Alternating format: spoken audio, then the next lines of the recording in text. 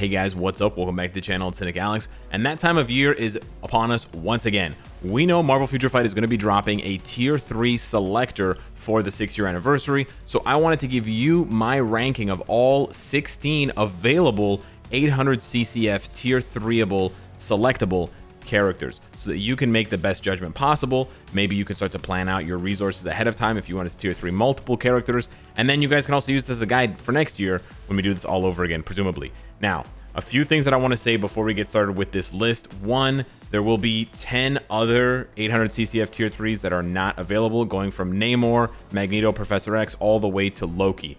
These characters are either not available because they're premium, they're paywall, they're crystal wall, they're danger room characters, or they were released this year, which is the case for Loki, Daredevil, and Rogue. But we still have 16 to choose from. So Cyclops up there, all the way across to Iron Man, Ant-Man, all the way across to Spider-Man. Spider-Man being the lone character that I actually have in Tier 3. The other 15 out of 16, I do have Tier 3.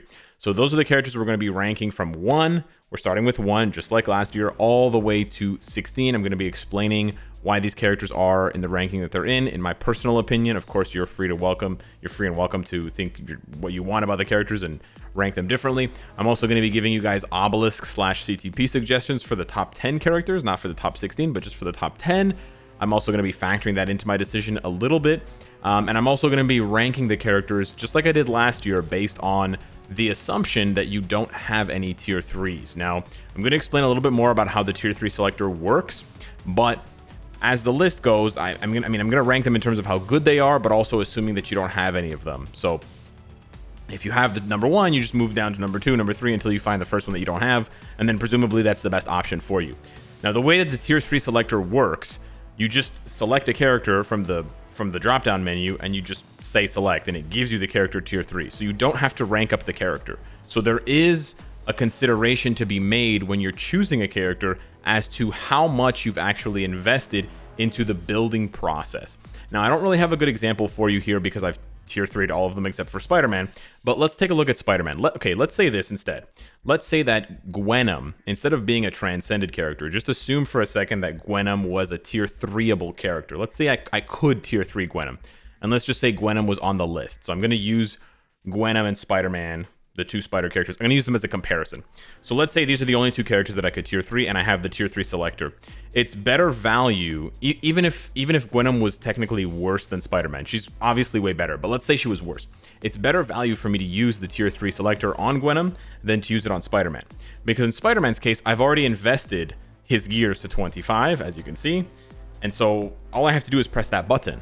But for Venom, all her gears are at 20. So they're going to do that work. They're going to pay that part for me. So it's really important to consider that when you're selecting a character. You know, maybe you're deciding between Hulk and Venom. They're right next to each other up there. But you've invested into Hulk and you haven't invested into Venom. Maybe it's a better idea to use the Tier 3 selector on Venom because it's going to save you all those extra resources. So it's really important that you consider that. You do not need to build up the character at all before you use the Tier 3 selector on them. They can be literally 1 star. I don't even think you have to have the character unlocked. I honestly think you can just pick a character and boom, you've got it. Keep in mind, if you have every character Tier 3 and you select one, or if you select one that you already have, it's just going to give you 500 bios. So yeah. Anywho, let's go now and start ranking these characters, starting with the number 1 pick, which is actually the exact same pick for last year, Sharon Rogers. Yes, she is still the best first choice, assuming that you don't have any Tier 3s. Now, the Shield Academy does build up a Tier 2 Sharon Rogers for you, so it's a little bit less value off the bat. That's why I made that explanation at the beginning to say, you know, if you have a Tier 1 and a Tier 2, maybe Tier 3 selector for the Tier 1 character. But anyways, Sharon Rogers is still the best. Despite not getting a new uniform, which I said last year she would get a new uniform every year, and it's been over a year and she hasn't gotten a new uniform, she still keeps up. She's still really, really good for Null, which is endgame content. She's really, really good for Mephisto, which, as you guess, is endgame content. She is still the best for Squad Battle, along with Moonstone, so she can keep up with Moonstone, who was released just a few months ago. She's still the queen for a lot of reasons, and also her build is pretty flexible. She can work with an Obelisk, she works best with an Energy, and she can also actually work with a Rage if you want. But yeah, Sharon Rogers, number 1, no question there. But most of you watching probably have her at Tier 3 already. So who's number 2? You're probably wondering if any of these 2020 tier 3s are going to be on the list. And actually, number 2 is Ghost Rider. He was released in, September 2020, and he just blew everybody's socks off. Insane damage.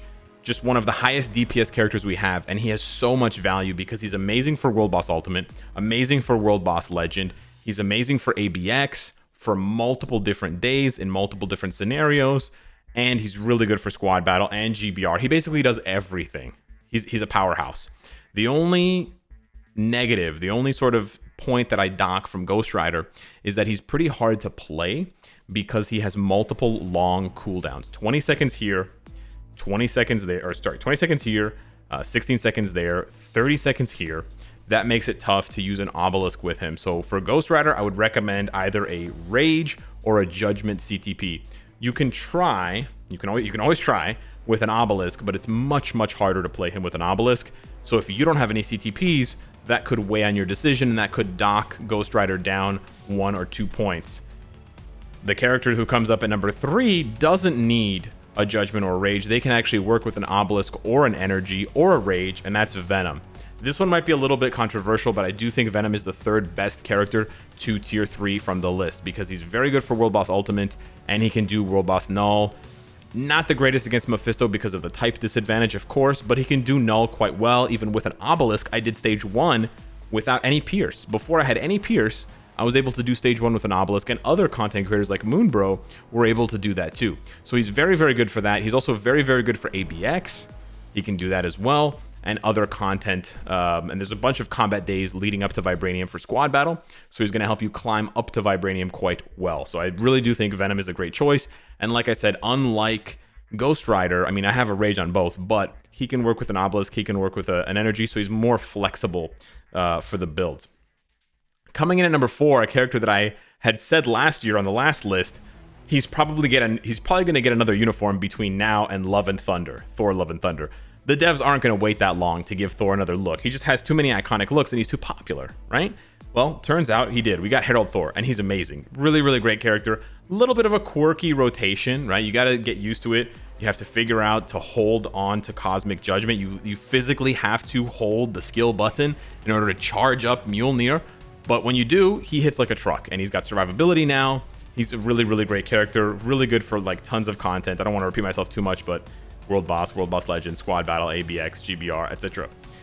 For Thor, you want to go with a Judgment or a Rage. I do think an Obelisk can kind of work with a 3 cancel 5 rotation and then doing 4 in between, but definitely Judgment or Rage is going to be best for him in the long term.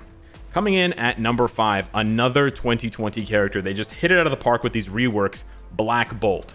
Now, I wasn't the biggest fan. I wasn't, you know, the hype man for Black Bolt after he came out. I didn't really like his rotation. I didn't really like how he plays. I do think he plays best with a Rage, but he can work with an Obelisk or an Energy. He can work. He's a little bit finicky. He takes some practice, but he can work. The really good thing about Black Bolt is he's going to unlock the Inhumans for you.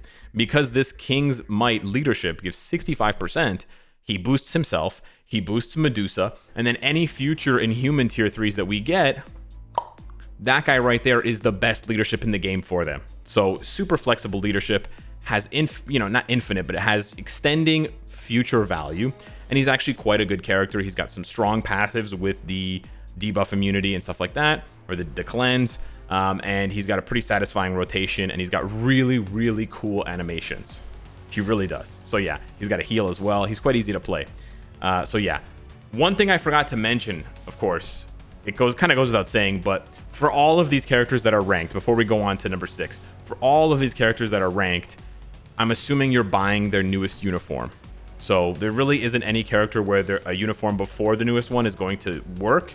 The only one that it could possibly work for is Captain America with Endgame versus Hydra Supreme. But for every other character that we've mentioned, has to be the newest uniform. If you're going to tier 3 Ghost Rider and not buy his uniform, he's garbage. It's really that much of a difference.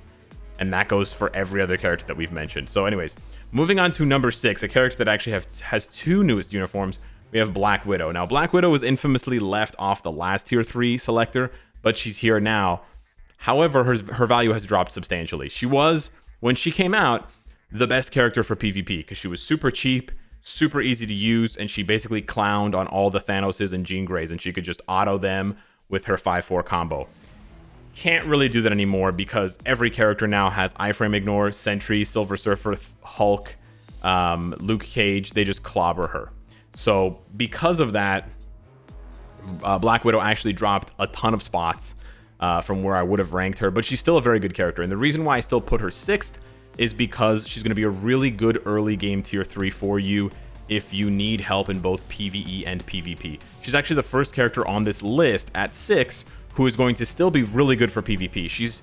She'll still get beat by those characters that I mentioned, Luke Cage, Hulk, Silver Surfer, and Sentry. But if you can avoid those characters, if you can fight people who are using Jean Grey and Thanos, you can actually just easily solo them even with a bad build. So she's actually still very valuable for that reason, and for the reason that she can still do PvE. She can do PvE and PvP with the same build. And that build that I recommend is either an Obelisk with a damage proc, or of course a CTP of Energy, but she can also work with a CTP of Rage. Don't make the mistake of giving her a Judgment. I know she has one skill with elemental damage. I believe Relentless Chain Assault has some elemental damage, some lightning at the end. It's not enough to justify the Judgment CTP.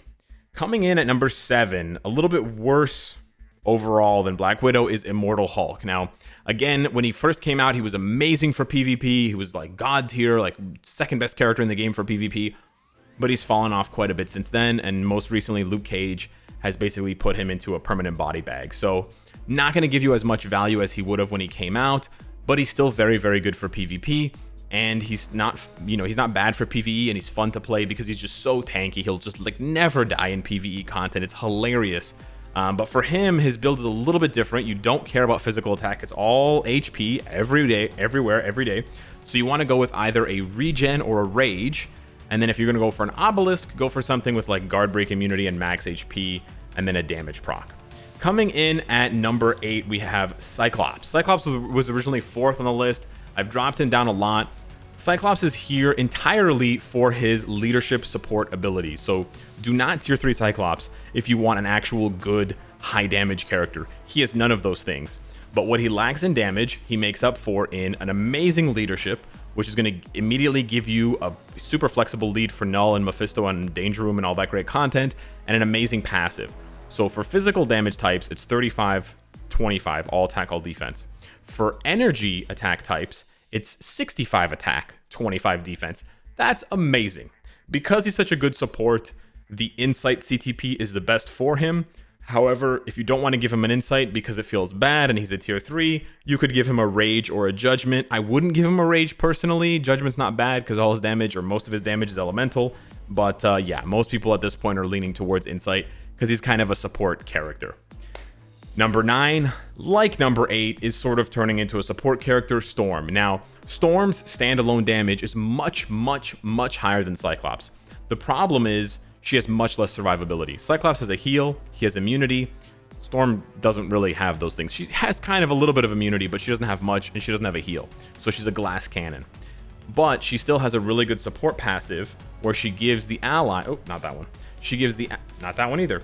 She gives all allies 35% increased elemental damage. That's really good for Ghost Rider, really good for Rogue and other characters, and of course it's really good for Storm.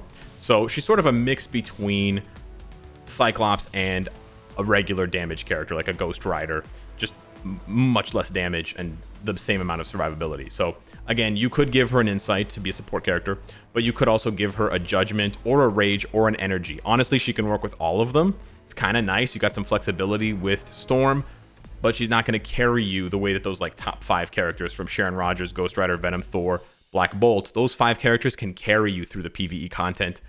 Storm is going to carry you through some of the PvE content, but not all of it, and especially not the like super endgame stuff against Null and Mephisto. And then finally coming in at number 10, top 10, Captain Marvel. This one hurts a lot.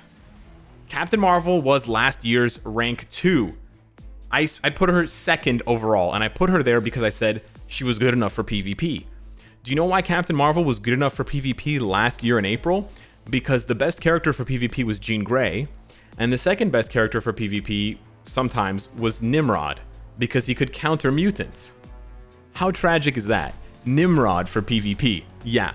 So basically what I'm trying to say is Captain Marvel can't do anything for PvP anymore. She's basically completely 100% shut out of that game mode. So all of her value now rests on ABX. That's basically the only game mode where she's really going to shine, really going to carry you. She does have a nice 30% energy attack leadership, and you could choose her from the tier 3 selector now for the leadership for like DRX, Null, Mephisto, and then wait and see for Captain Marvel 2 if she's going to get a uniform. That's not a bad future plan, but I wouldn't choose her if you have any of the other 9 that I just mentioned still waiting. I think they're going to give you more immediate value, and when I say immediate, I mean like value for at least the next year. So this is a very long-term tier 3 gamble if you want to do it, but that's kind of also what I said about Thor last year, and then less than a year later he got Herald Thor, so it's a little bit of a gamble. Keep that in mind. That's why I only put her 10th. As for an obelisk, you can really only go one of 2 ways. You can go Rage for ABX, or if you really want to try her in PvP, you got to go with Destruction. But trust me, in PvP, she's going to get clapped by a lot of characters. Black Widow included, Hulk definitely included. So yeah, don't expect miracles from her in PvP because you're not going to get too many of them. So now the next 5, or the last 6 here from 11 to 16, I'm just going to run through them pretty quickly. Not going to give you guys CTP recommendations. These characters aren't necessarily bad. They're just a lot worse than the characters that I mentioned. They fall off significantly. They have basically no PvP value whatsoever, and their PvE value is quite limited. They can't do endgame content well. They're hard to play, etc. So just keep that in mind, but they're not bad characters per se.